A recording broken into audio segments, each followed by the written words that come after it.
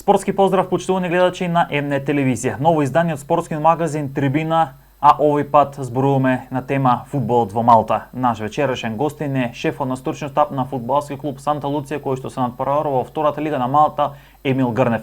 Разговараме со штипскиот стратег за сите оние предизвици во изминатата сезона, за се она кој што ќе следува во новата сезона, амбиции, планови, цели. Краток джингл, па одиме да го проследиме разговорот со Емил Грнев.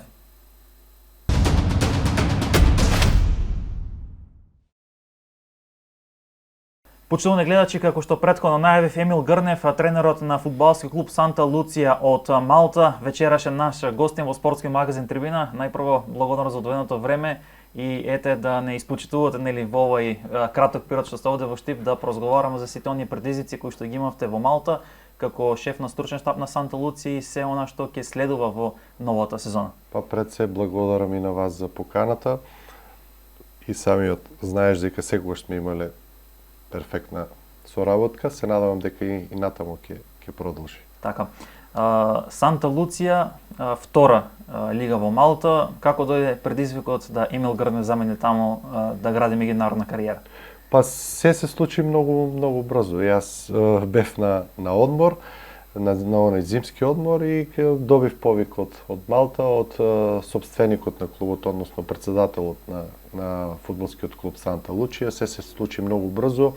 Многу лесно се договоривме за соработка и се нафатив на тој предизвик, мислејќи дека можам и сум способен за таа работа и мислам дека на крајот се заврши во најдобар ред, што кажува дека добив и нов договор за следната сезона да бидам повторно на кормилото на Санта Луција. Соработка со Борче Постолов, како е да се работи во фудбалот во Малта? Па добро, фудбалот во Малта на почетокот знаете, секој предизвик е тежок. Мораш да се навикнеш на тамошните услови кои тие ги имаат. Многу е различно од тука што сме работеле во македонскиот фудбал. На почетокот нормално беше тешко, но многу брзо се навикнавме на нивниот менталитет на работа, како таму функционира фудбалот и мислам дека со текот на времето, како поминуваше времето, многу брзо се вклопивме во нивниот систем и како што кажав и претходно, награда за тоа и што добивме нови договори со мојот прв асистент Борче Постолов. Знаете, со него сме цел живот работиме заедно, што се вика во фудбалот и на него кога му се јавив прв пат дека имаме ситуација за понуда од Малта, тој веднаш кажа да и така почна нашата соработка. Успеавме да оствариме целта, бидејќи кога отидовме тамо, клубот беше малку во некоја незавидна ситуација. Бараше опстанок да се избори, ние имавме 11 кола, од кои веќе во првите 3 кола со конкурентите за влегување во прва лига ние освоивме 7 бода и така всушност го оствариме многу брзо, ја остваривме целта и дојдовме до посакуваниот резултат, односно опстанокот што и беше правично многу важно за нашиот клуб.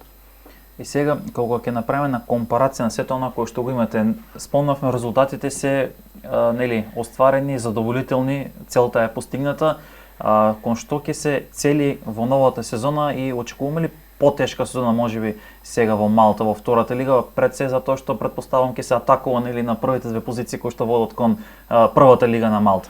Па тоа е и целта. Веднаш по завршувањето на претходната сезона, ние имавме веднаш состанок со луѓето од управата, со сопственикот на клубот, кој, знаете, е многу амбициозен. Претходната година можеби биле исти амбициите, но не се стигнало до посакуваната цел. Сега веќе на сите нам ни е јасно и нагласено дека во новата сезона ние сакаме промоција во премиер лигата, во првата лига на Малта и затоа работиме веднаш со самото завршување на првенството. Можеби играчите го добија својот заслужен одмор, но ние веднаш се вклучивме во работа, бидејќи знаете, преодни рокови, трка по квалитетни играчи да се донесат во клубот, да се реконструира составот, се со цел да оствариме целта. Целта е единствена, јасна, влез во прва лига. Се надевам дека можеме да го оствариме тоа, бидејќи донесовме нови 15 играчи кои претходно се настапувале во екипи во премиер лигата и имаме квалитетни засилување и се надевам дека ќе дојдеме до посекуваната цел. 15 играчи, тоа значи дека оди еден вид на комплетен ремонт практично во тимот. Па да, кога дојдов јас искрено не бев задоволен од тоа што го поседуваме во моментот, го извлековме максимумот од тие играчи, дојдовме до посекуваната цел, но сите таму бевме едногласни дека ни треба комплетен ремонт за нешто повеќе. Претходната екипа, да, окей, може да се надпреварува во таа лига без проблем, но не дека сега со новите играчи имаме посебно гаранција дека ние ќе влеземе, но го бараме полесниот пат со поквалитетни играчи да дојдеме до посекуваната цел. Инаку доколку клубот не изразеше амбиции за влегување, ние со претходната екипа би биле тука повторно на средина на табела, можеби ќе се бориме за нешто повеќе, но сепак ќе кажам пред се за мене многу битно пристапот на играчите со како ќе се настапува и на тренинг и на надпревар, хемијата во екипата да биде на задоволително ниво и резултатот по мене многу зависи од тоа, не само кои играчи, знаете и колку екипи, еве сега и сведоци сме на последното светско првенство, екипи со многу звезди не функционираа на потребното ниво. Имаше доста изненадувања. Доста изненадувања, така да во фудбалот мислам дека работа и само работа, многу работа, труд за да се дојде до посекуваната цел. Претпоставувам дали сте се направени, спомнавме посилна конкуренција за разлика од минатата сезона. Кога зборуваме за фудбалот во Малта, еве гледаме во Македонија кога направиме компарација, има доста имиња кои што испаднаа од првата лига или се клубови кои што во минатото биле некој бренд во македонскиот фудбал. Како е во Малта? Има ли некои екипи кои што сакаат да се вратат назад или испаднале па амбиција се пројавува или се имиња кои што во минатото биле нешто на некој повисоко ниво можеби, а сега се делот ова втора лига? Еве ќе го спомнам, не знам баш точно која година беше, Балзан има се надпреваруваше во европските купови. Дојде ситуација да тие претходната година настапува во иста лига со нас. Експресно се вратија, меѓутоа како да ви кажам, не се сваќа премногу трагично работата таму. Значи, доколку екипата дојде у ситуација поради лоши резултати, лоша организација, од разни причини, едноставно клубот многу мирно го прифаќа тоа, се враќа во понизок ранг и веднаш размислува како да се врати на претходните патики, да се врати во првата лига. Мислам дека кај нас многу трагично се сваќа испаѓањето дали од прва лига, дали од втора лига. По мене тоа не ми делува баш спортски. Нели, нормално е, мора некој да влезе, мора некој да испадне. Не можат сите да се задржат таму цело време. И поразот е составен дел од играта. Па нормално дека поразот кога најмалку очекувате, може да се случи поразот. Или кога најмалку очекувате, може да се случи неочекувана победа.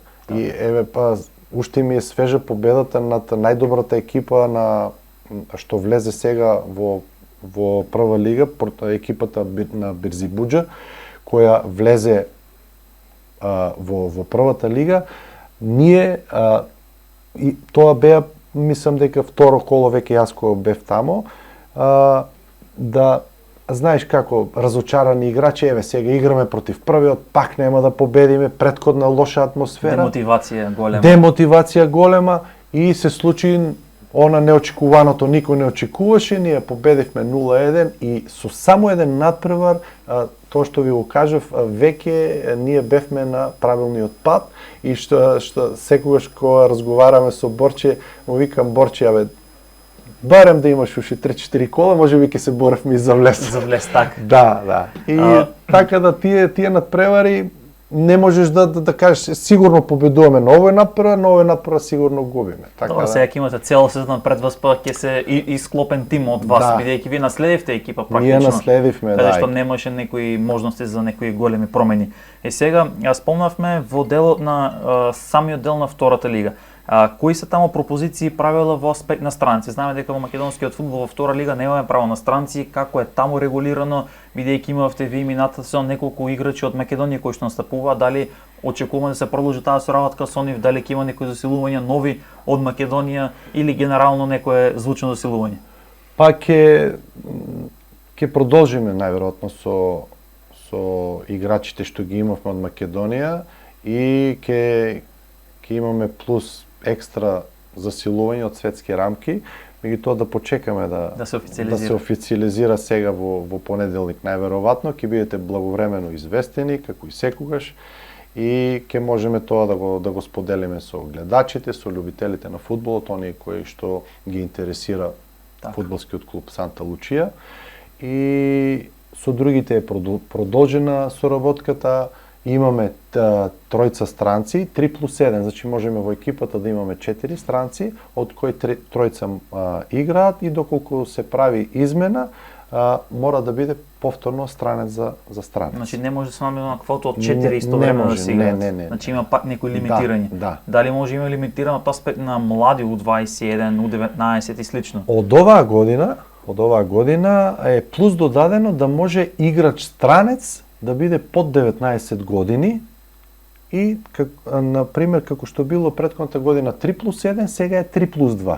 Но правилото останува да во текот на сите 90 минути да има максимум тројца странци. Така, значи пак се штитат домашните фудбалери. Да. Сега накратко да искоментирам моментот во втора лига, со оглед на фактот дека имате големо акумулирано искуство во македонскиот фудбал. Втората лига ќе има во Македонија зборуваме U21 тројца, U19 1. Кој што фактички тимот треба да започне со 4, да заврши тие 4 младинци, колку тоа ќе донесе на квалитет и колку можеби квалитетот во македонскиот фудбал е доволно добар за да се продадат такви млади фудбалери.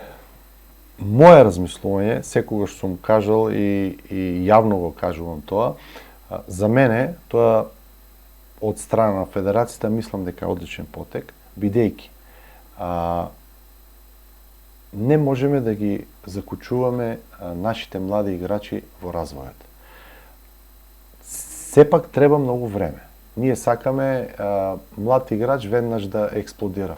2-3 кола, готово. Или го бива, или не го бива. Так. За мене тоа мислам дека е неисправно, бидејќи треба да направиме споредба со тие играчи што доаѓаат кај нас, да не речам со менаџерски агенции, непроверени играчи и ни треба нас многу време да увидиме дека тој играч не е со тие квалитети што ние ги бараме, бидејќи нели знаеме дека доколку сакаме странец во екипата, треба да биде 2 класи подобар од нашите играчи. Так. За да направи некоја разлика. Так. А не да биде на истото ниво, можеби и на пониско ниво од нашите играчи, а нашите играчи да чекаат шанса од клупата и многу лесно доаѓа до разочарување кај младите играчи. Добар потек што мислам дека треба да се направи исто и во третата лига.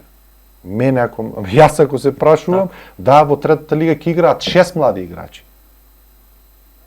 За да не ги испуштаме тие млади таленти и млади играчи, не случајно има формирано репрезентација до U21, некој можеби покасно ќе созре во неговиот развој.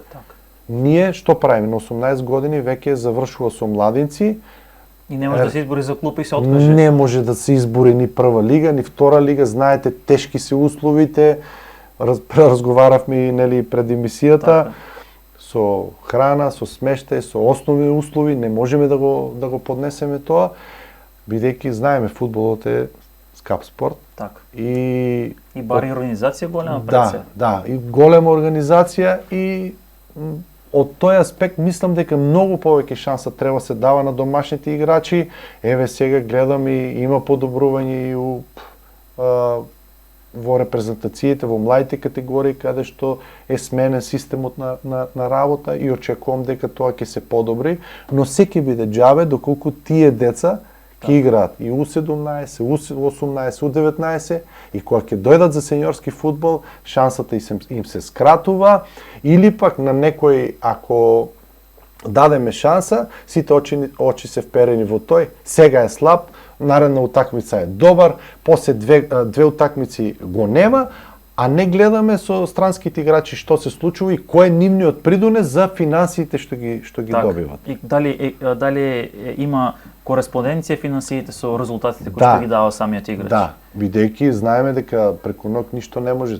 Играч за мене, млад играч, перспективен, не мораме да го сочекаме да му даваме шанса 6 месеци, година, дена, па да дојдеме до некој заклучок дали можеме да вложуваме во тој играч или не. Ние не можеме да го оценеме за една или две или пет утакмици дали е добар или не е добар. Нормално дека со претходните негови настапи тој не уверил дека поседува квалитети, но тоа треба да се продолжи со работа, да му се дава шанса. Доскоро мислам дека најдобар пример беше работата на Работнички, каде што знаете колку играчи излегува и во репрезентација и во странски клубови, меѓутоа клубот си имаше стратегија. Ова година тројца млади мора да играат, да и се обезбеди минутажа и тоа е тоа. Така, значи посветен на градење на млади. Па се надевам дека овој потек ќе донесе мотив поголем кај младите и надеж дека нели ќе имаат колку толку загарантирано место, бидејќи веќе клубовите сега активно бараат играчи покрити нели стандардите 4 мора да има уште минимум 7-8 за замена. Во случај на повреда, жолти, црвени картони и веќе е борбата за поквалитетен, подобар играч, а се помалку ги имаше. Сега веќе им се дава шанс и простор.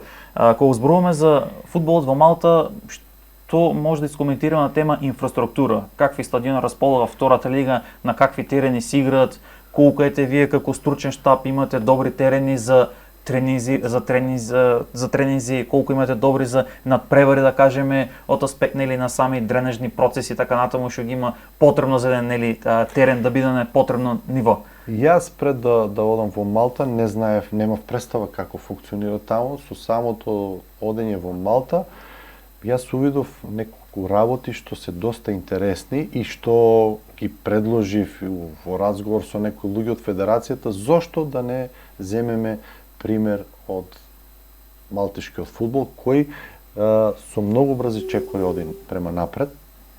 Ако пред 5-6 години, 10 години е било малтишката лига аматерска, во случајот сега веќе не е така. Кога отидов таму, федерацијата си ги организира сите надпревари.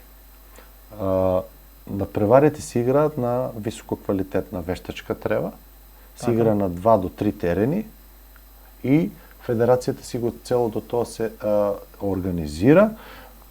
Наше, на клубовите е да се качиме во автобус со опремата, да се симнеме на стадион, се да не биде организирано, само да излеземе и да го одиграме на преварот.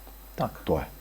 Додека пак за тренинзи, секој клуб, бидејќи Малта е мало место, секој клуб си има свој терен во својата населба. Така, јас ги викам населби како мали градчиња, секој си има простор за тренинг, каде што ги работи тренинзите, а сите надпреварени се под покровителство на Малтишка фудбалска федерација со изворедни терени и изворедни услови за одигрување на еден првенствен надпревар. Повеќето надпревари, знаете, во Малта е премногу топло, се играат и под рефлектори. За разлика од кај нас, сега ќе почнеме втора лига, прва лига македонска, имаме проблем со топлото време, ги измачуваме на некој начин нашите играчи во 17 часот, 17:30 под ненормални услови за игра.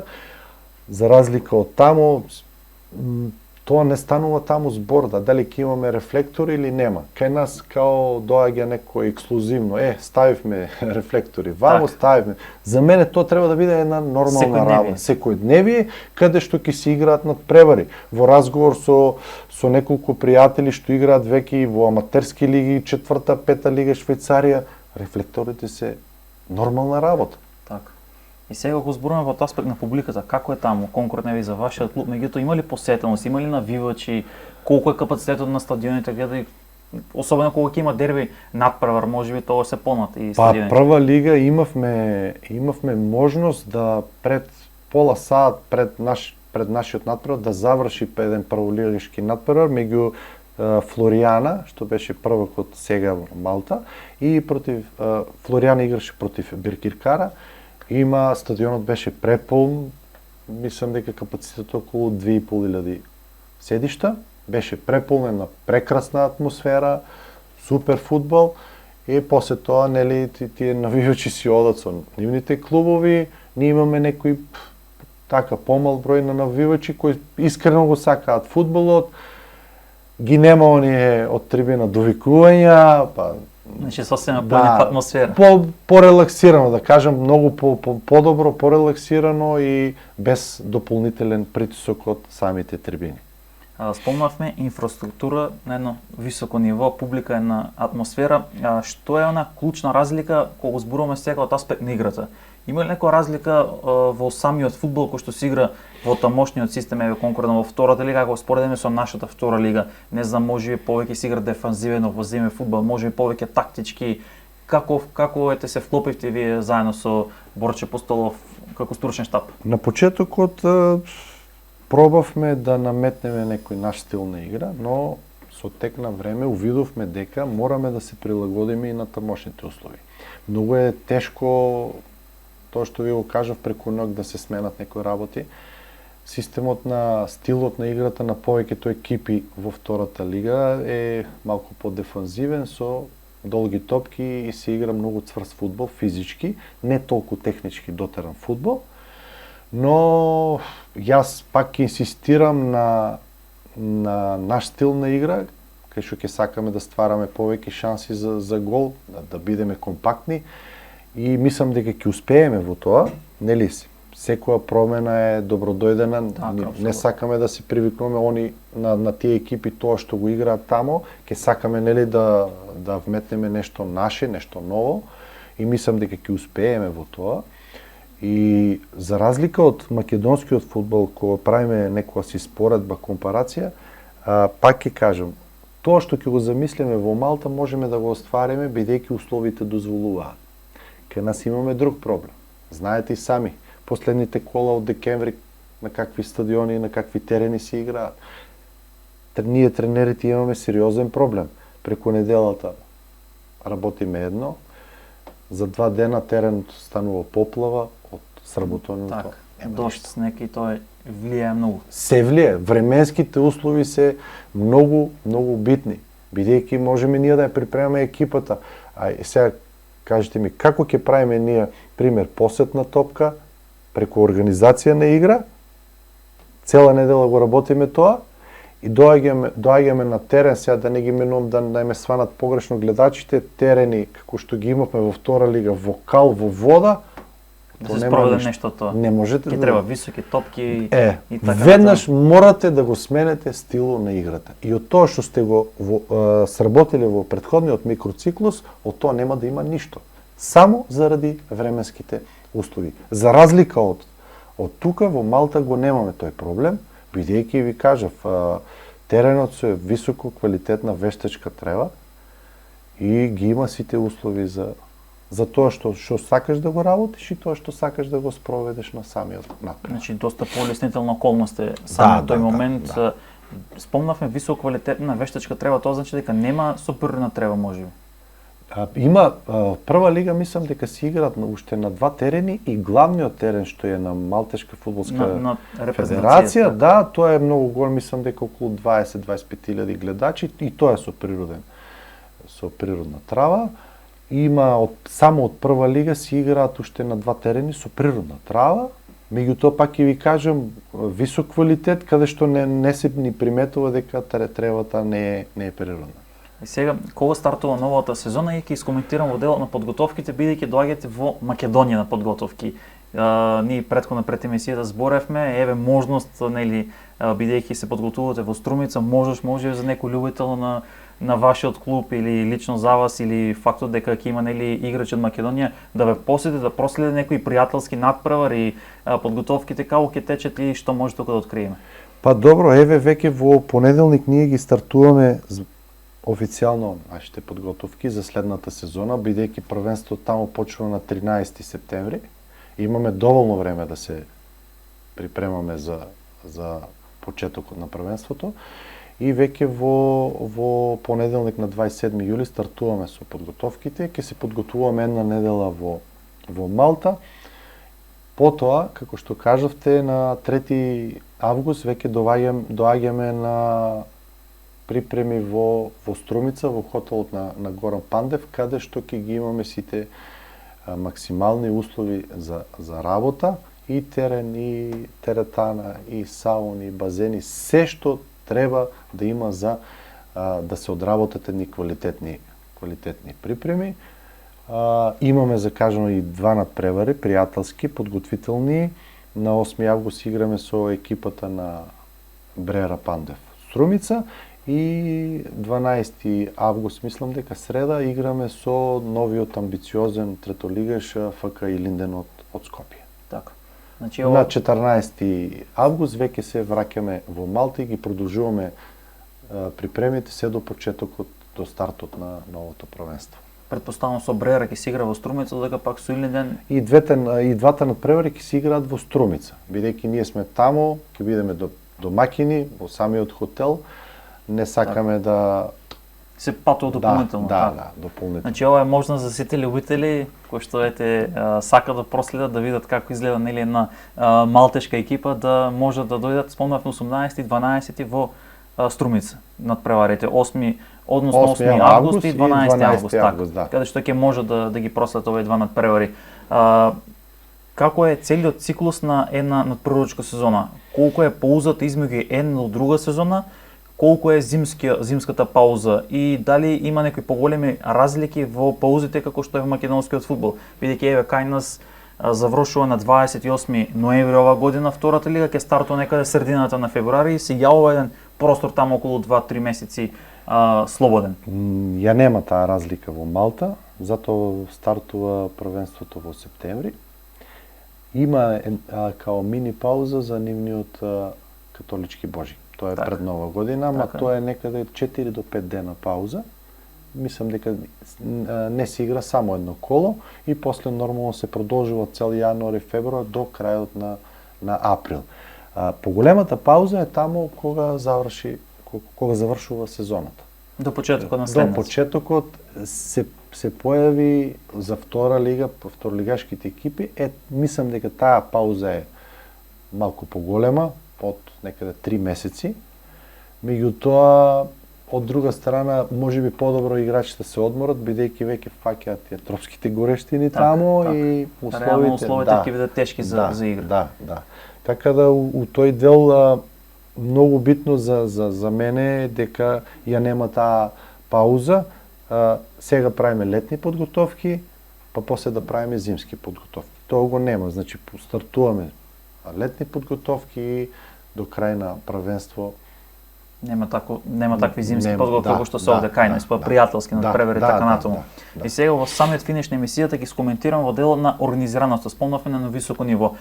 Како е кај вас и меѓутоа сите клубови? Спомнавме нели се користат GPS-и за време на тренинзи, па се прават анализи и така натаму, каде што има и соодветни алатки во денешно време онлайн за да се направат соодветни анализи. Колку тоа е предност плюс секако претпоставам во позитивна смисла во однос на онаа кој што го имаме тука и колку ето тоа на вас лично како шеф на стручен штаб ви овозможува да се подготвите подобро и за надпревари и за тренинзи, меѓутоа и да се најде соодветно заселување според профилот кој што ќе го има самиот фудбалер. Па добро, во целина не мислам дека не може да се оде во крајности, бидејќи сепак Малтешката лига не е некоја популарна, каде што врз основа на анализите вие можете да донесете кој сакате играчи. Значи пак доаѓаме до тоа да се ние концентрираме на играчите што ги имаме, посебно малтешките играчи, кај што секогаш секој клуб сака да ги донесе најдобрите малтешки играчи, за да му биде полесно во текот на сезоната. Но сепак голем плюс е што ги имаме сите тие алатки што ги кажавте вие на користење, тргнувајќи од СИЦ програмата, каде што ги имаме сите надпревари, веднаш по завршетокот на секој надпревар и од прва и од втора лига, ние на нам ни се достапни тие надпревари, каде што се прават и дополнителни анализи и нормално на тренерот е да одлучи што ќе му треба од тие анализи и што ќе искористи за полесителна околност. Што се однесува до другите услови, пак ќе кажам, за мене работата со тие полари, GPS е, пак ќе кажам, нормална работа, не е нешто вау, нели? Така. Бидејќи ја следиме состојбата на самиот тренинг на играчите. Тоа ќе покаже дали некој играч е во замор, дали му треба одмор, дали му треба пауза.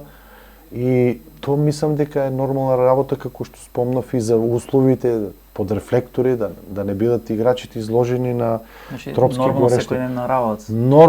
Нормална работа. За мене тоа е се нормално и голем плюс е што клубовите сакаат, кога веќе го формираат стручниот штаб, сакаат самите председатели, самите газди, самите они не дека наметнуваат, него ти даваат простор да стручниот штаб да си го формираш како ти што сакаш. Пример, ми треба нормална работа, фитнес тренер, ми треба тренер за анализа, ми треба прв асистент, ми треба тренер на голмани. Значи, сето тоа ни е овозможено дури и у втората лига на. За разлика од Кајнес, каде што е многу тешко, дури гледам дека имаме тренери кои што сам е буквално се, од тренер на голмани, од кондиционен тренер, дури може да приметите дека во втора лига Кајнес многу ретко има и тренер на голмани во некои екипи. Да. Веќе кондиционен најде можеби или како прв асистент кондиционен, каде што пак разликата од прв асистент до кондиционен тренер е доста голема во однос на тоа како ќе се распределат.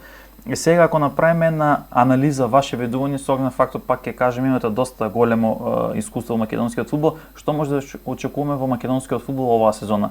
Силна прва лига можеби, бидејќи е скратена 10 екипи, и силна квалитетна втора лига, бидејќи е скратена 14 екипи, веќе по полека некако се филтрираат да веќе самите екипи можеби треба да градат сериозни квалитетни ростери, да се вложи можеби финанси повеќе за да се подигне нивото. За овој период кој што сум тука и што ги следам, нормално ме интересираат работите во мак фудбалот, гледам дека многу екипи се мачат со главниот проблем со финансиите. Не може екипи што ќе се надпреваруваат во прва лига да започнуваат со припремниот дел 10 дена пред првенството. Значи тоа е недозволиво, значи несериозно. Истото се случува и во втората лига.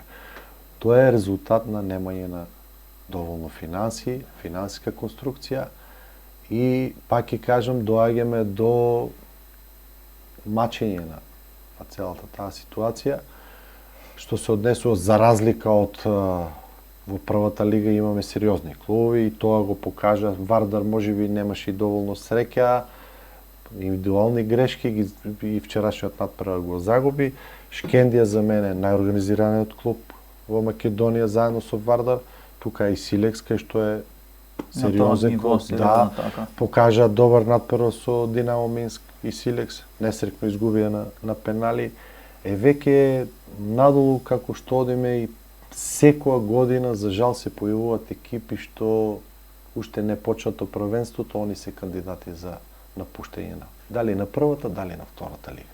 Што се однесува до втората лига, мислам дека да, со картењето можеби ќе се добие на квалитет, но пак имаме проблем со финансискиот дел и таму се појавуваат 4 до 5 екипи што сакаат да влезат, 3-4 не знаат дали воопшто и ќе ги почнат припремите, па како ќе настапат во текот на првенството. Има некоја комфорт зона за тие некои екипи за златна средина, да не форсираат по секој цена, знаејќи дека опстанокот го има. Да, ама за разлика од тоа, Аце, значи, пак ќе кажам, почнуваат првенство, не знам од кои причини, нервозата од надпревар во надпревар расте. Немаме услови за работа, немаме редовни примања, тие деца, нели, треба да основните услови да им бидат обезбедени. Знаеме колку се и скапи, секој спортист дополнително треба да си влага да си вложува во себе. Јасно. Така да у тој дел секоја година имаме проблем со организацијскиот дел кај повеќе клубови. Не знам тоа како може да се регулира, бидејќи, како што кажав, фудбалот е скапа играчка. Така, и сега на крај само, дали може во Малта има регулирана некоја минимална плата на фудбалери, па да и бидат заштитени, или вие тренерите да бидете заштитени, бидејќи некој гледа дека тренерите не се многу заштитени. Од аспект пример сега, лош резултат, сплетна околност, притисок, поднесуваат оставка и вие сте буквално утре на улица без плата. За разлика од тука, ние сме со професионални договори заверени во Малтешка фудбалска федерација, заедно со ФИФА и УЕФА, во тој дел сме заштитени. Дури и играчите кои не се професионално регистрирани, бидејќи знаеш таму како се случуваат работите. Повеќето 70% од играчите работат. Значи работат, поручик имат услов. Таму кај што работат дават максимум, на тренинг кога доаѓаат дават плюс максимум. Значи они си имат примања всушност од две места.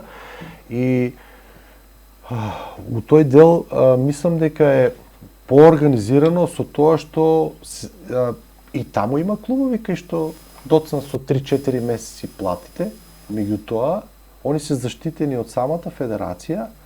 Федерацијата ќе го надополни изгубеното, ќе бидат исплатени, а потоа федерацијата си ги наплаќа финансиите од самите клубови. И таму се појавува, и од светски рамки сме гледале од банкрот на тој клуб, крај згаснува клубот, тоа нема финансии, нема средства и тоа е тоа.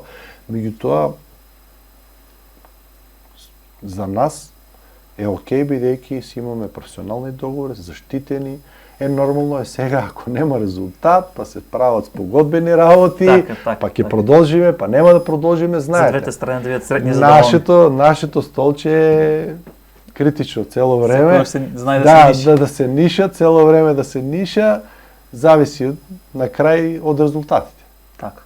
Џабе е целата макотрпна работа, колку ќе се вложиш, ако на крајот тоа не е исплатено со добар резултат, нормално прв на одстрел е тренерот. Ке ви се заблагодарам за одвоеното време, многу среќи успеси, вие ќе се враќате веќе од понеделник стартувате се подготовките, се гледаме Струмица, оттаму да е долу атмосферата на тие пријателски надпревари. Ја имате нашата покана, ќе ми биде мило, чест, драго да присуствувате, да видите како функционираме, на кој начин, запознаваме со играчите и се надуваме таа атмосфера. Да. И се надевам дека нашата соработка ќе продолжи. Тоа сигурно. Ово беше разговорот со Емил Грнев, почитувани гледачи на спортски магазин Трибина. Останете до крај со нас, следува краток джингл, па одиме да се одјавиме со емисијата. Одлично.